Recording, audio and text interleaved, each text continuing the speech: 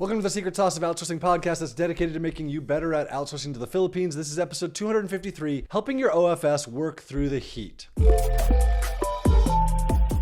I don't know about where you live, but where I live right now, it is full winter. And in fact, if you're watching this on YouTube, you're watching the video, hopefully I'm gonna show this to you. Last night, we got 6 inches of snow at my house. It's amazing and beautiful. And that is definitely not how it is in the Philippines.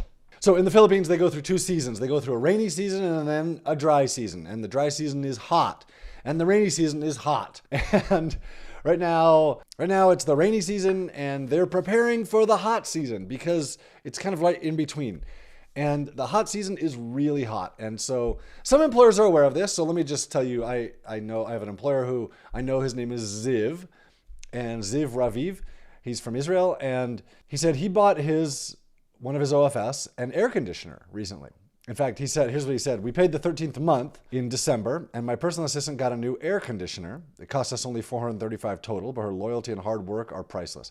So he paid her the 13th month, and then, I don't know if it was for Christmas or what it was for, but they bought her an air conditioner also. I heard the same thing from Bob a little while ago.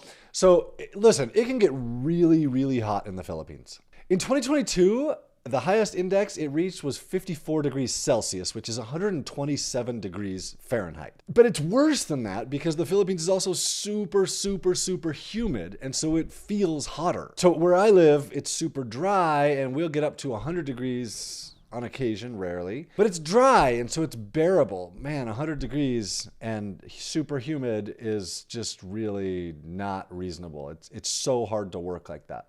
And this is why most homes in the Philippines have at least one electric fan. At least that's what Julia writes for me, is that they have at least one electric fan. In some areas, they'll have an air conditioner. It just depends on their situation. This is also one of the reasons why the siesta is a super common thing in the Philippines. The siesta is an afternoon nap. They often sleep when it's just too hot to work. And so sometime in the afternoon, they just stop working, things shut down, everyone goes home, and they go to sleep. And then they go back to work when the temperature is more tolerable. So I didn't know about this until she wrote about it. And then it also happens that my son is there in the Philippines, and he has been talking about this afternoon thing.